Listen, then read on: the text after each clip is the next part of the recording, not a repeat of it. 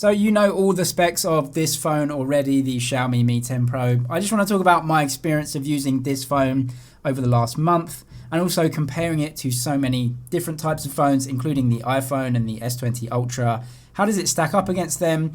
This is a flagship phone. It's not a cheap budget flagship phone. It is a flagship phone now. So how does it compare against the best phones that you can buy right now? What's really important about a phone is the screen, and on a day-to-day basis using it, I see no real difference between the iPhone and the S20 Ultra. It sits right in between those two in terms of refresh rate. The iPhone with no high refresh rate, the S20 Ultra having 120 Hz. The Mi 10 Pro having 90 Hz is really important because it just gives it that little boost over and above normal phones where you can feel a difference that you're getting some sort of really smooth display with that high refresh rate. Also, just from a size point of view, it's definitely more handleable than the S20 Ultra, which is just a beast. It's probably about the same size as the Galaxy S20, although a little bit thicker.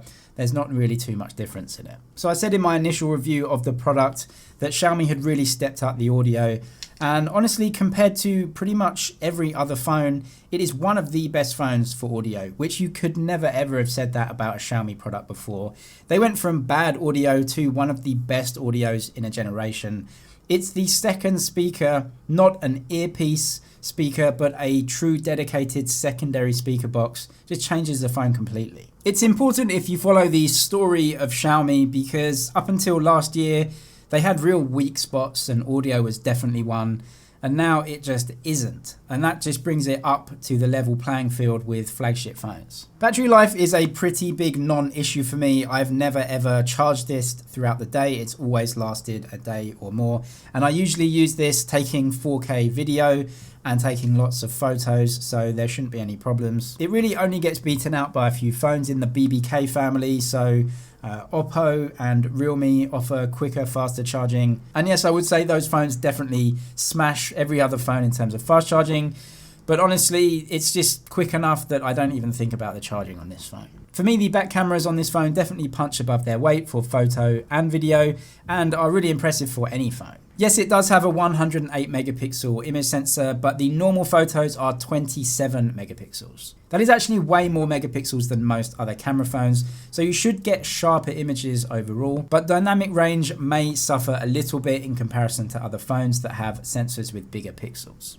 You can go and watch all my endless camera tests of this versus many other phones. But in general, Xiaomi phones tend to brighten up all parts of the image. So if an image is very contrasty and it has dark areas, it will try to lighten up the dark areas to match the scene. Whereas other phones, like Samsung phones, tend to keep contrast in there.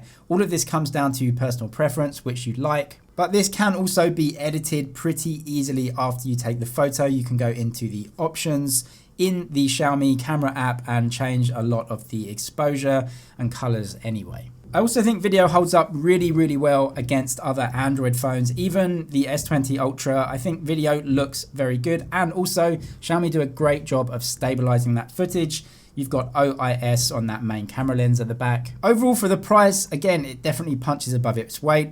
And so, of course, those real flagships like the iPhone, the S20 Ultra, phones from Huawei as well in terms of imaging, it's very difficult to beat those. But in terms of the price of this phone, it gives incredible images too. You can get a lot of good stuff out of this phone. Haptics are also fantastic in this phone, which I find really important. I would say they're even a little bit stronger than the S20 Ultra that I've used. But this is another area where Xiaomi have spent a bit of money this year. Again, if we go back to last year, the haptics weren't that great. They've definitely fixed it and it's of a flagship grade. So for me, it just comes down to the price of the Mi 10 and the Mi 10 Pro.